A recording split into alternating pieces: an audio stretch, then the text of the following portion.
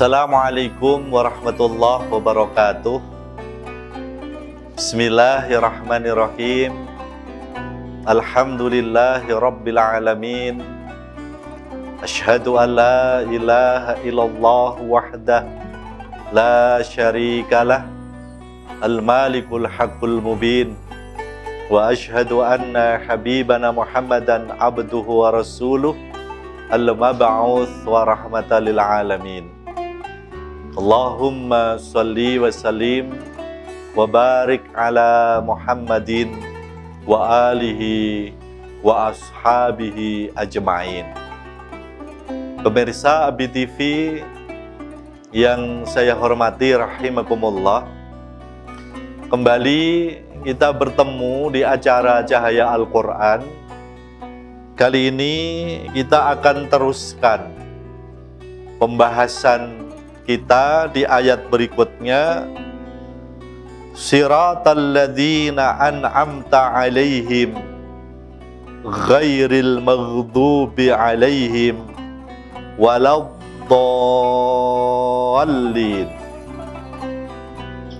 Ayat ini menerangkan permohonan kita di ayat sebelumnya.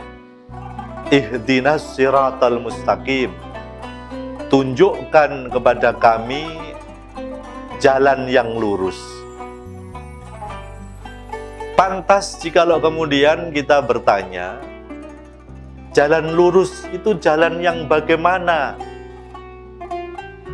Maka dijawab oleh ayat ini, Siratal ladzina an'amta alaihim, yaitu jalannya orang-orang yang telah Engkau beri nikmat ya Allah atas mereka. Jalan yang telah dititi, jalan yang telah dipedomani oleh orang-orang yang Engkau ya Allah telah memberi nikmat atas mereka. Para mufasir, para ulama berpendapat, orang-orang yang Allah telah beri nikmat atas mereka adalah orang-orang soleh di kalangan para nabi dan rasul. Kita memohon kepada Allah agar dianugerahi petunjuk, agar Allah berkenan memberikan hidayah kepada kita. Petunjuk yang dimaksud adalah petunjuk untuk bisa mengetahui kebenaran dan bisa mengamalkan kebenaran itu sebagaimana yang dilakukan oleh orang-orang yang Allah telah beri nikmat atas mereka, yaitu di kalangan para nabi dan rasul. Para nabi dan rasul, kisah hidupnya diceritakan oleh Allah di dalam kitab suci Al-Quran, yang Allah berharap kita bisa mengambil pelajaran, kita bisa meneladani, kita bisa mengetahui bagaimana kesudahan orang-orang yang soleh, kesudahan orang-orang yang bersungguh-sungguh di dalam menyelenggarakan ketaatan kepada Allah dan di dalam menyelenggarakan penghambaan kepada Allah. Dari kacamata akal, dari kacamata nafsu manusia, maka kehidupan para nabi banyak dilimputi dengan ujian-ujian yang luar biasa. Sehingga ketika kita menyatakan bahwa nabi adalah orang-orang yang telah Engkau ya Allah kasih nikmat, bukan berarti kenikmatan yang dimaksud adalah kenikmatan menjalani kehidupan ini dengan damai, dengan tenang dan sebagainya. Tapi yang dimaksud adalah kenikmatan dalam bentuk keteguhan di dalam memegang kebenaran. Nabi Muhammad Sallallahu Alaihi Wasallam Jelas beliau adalah orang yang mendapatkan petunjuk. Beliau adalah orang yang menjalani kehidupannya di atas petunjuk. Orang yang termasuk bagian dari orang-orang yang Allah telah beri nikmat atas mereka.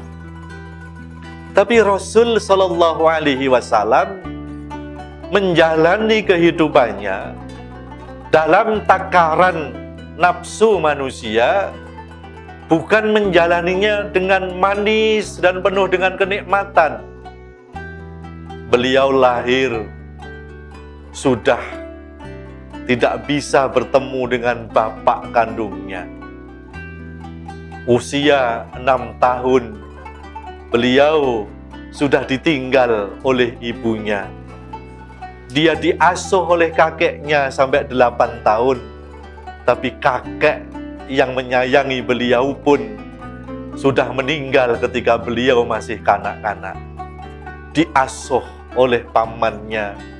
Sehingga Rasulullah Shallallahu Alaihi Wasallam, orang yang telah Allah beri nikmat kepada beliau, menjalani kehidupan ini tanpa diasuh secara sempurna oleh bapaknya dan oleh ibunya.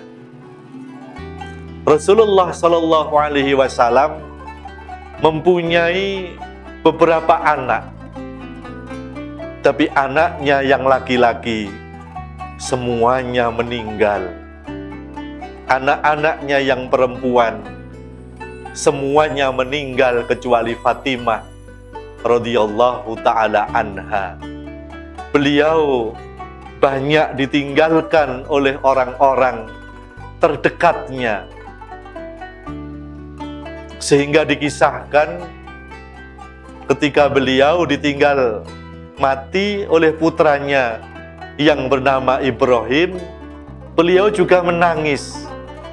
Berarti beliau susah. Berarti beliau juga menjalani kehidupan ini diwarnai dengan kesedihan-kesedihan.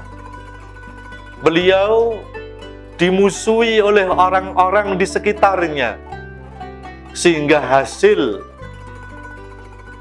musyawarah di Darun Nadawah memutuskan beliau dibunuh atau diusir dari Mekah. Sehingga di tahun ke-13 kenabian, beliau harus pergi meninggalkan kampung halaman, pergi di sebuah tempat yang jauh dari kampung halamannya. Apakah kita bisa mengatakan menurut takaran nafsu, takaran akal, kehidupan beliau penuh dengan kenikmatan? Tidak. Beliau menjalani kehidupan ini banyak diwarnai dengan penderitaan-penderitaan. Nabiullah Ibrahim alaihissalam, kekasih Allah, termasuk Nabi dan Rasul, tentu beliau termasuk yang dimaksud oleh ayat ini, yaitu alladzina an'amta alaihim, orang-orang yang telah Engkau beri nikmat atas mereka, ya Allah. Tapi Nabi Ibrahim diusir dari kampung halaman, sehingga beliau juga hijrah sampai 3 kali. Beliau menunggu kelahiran anak sampai usianya lebih dari 80 tahun. Ketika sang anak lahir masih bayi merah, tapi Allah perintahkan untuk dibawa di suatu tempat yang ada cuman gunung batu, padang pasir dan tanah yang tandus. Tidak ada mata air, tidak ada pemandangan yang hijau ranau yang tidak menjanjikan kehidupan yang baik. Di tempat yang menurut kacamata nafsu ini termasuk tempat yang buruk, justru Allah perintahkan untuk meninggalkan anak yang sangat beliau cintai ini. Apakah kehidupan Ibrahim penuh dengan kenikmatan? Tentu kita menjawab tidak. Lalu yang dimaksud alladzina an'amta alaihim, yaitu orang-orang yang telah engkau beri nikmat atas mereka, yaitu di kalangan para nabi dan rasul dan orang-orang soleh. Lalu kenikmatan yang dimaksud itu kenikmatan apa? Yaitu kenikmatan dalam bentuk kekuatan untuk memegang kebenaran dan menjalani kehidupan di atas kebenaran. Orang, jikalau dia beriman, kemudian dia istiqomah di atas keimanannya, dia Islam, dia istiqomah di dalam keislamannya, dia istiqomah di dalam kepasrahannya kepada Allah, dan itu dia lakukan sampai dia meninggal dunia, maka dia termasuk orang yang mendapatkan kenikmatan itu. Kita memohon kepada Allah supaya mendapatkan petunjuk yang telah Allah berikan kepada mereka, kenikmatan, yaitu di kalangan para nabi dan rasul, yaitu kenikmatan di dalam memegang petunjuk, kenikmatan untuk menjalani hidup di atas petunjuk.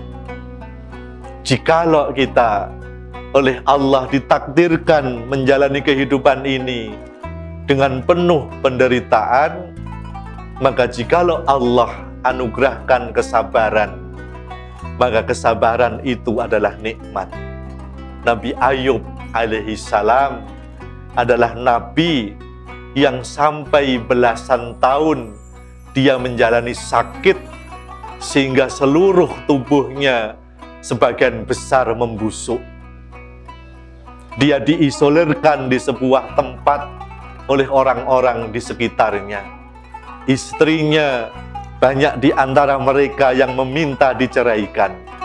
Dia dijauhi oleh siapapun sekalipun oleh istri-istrinya.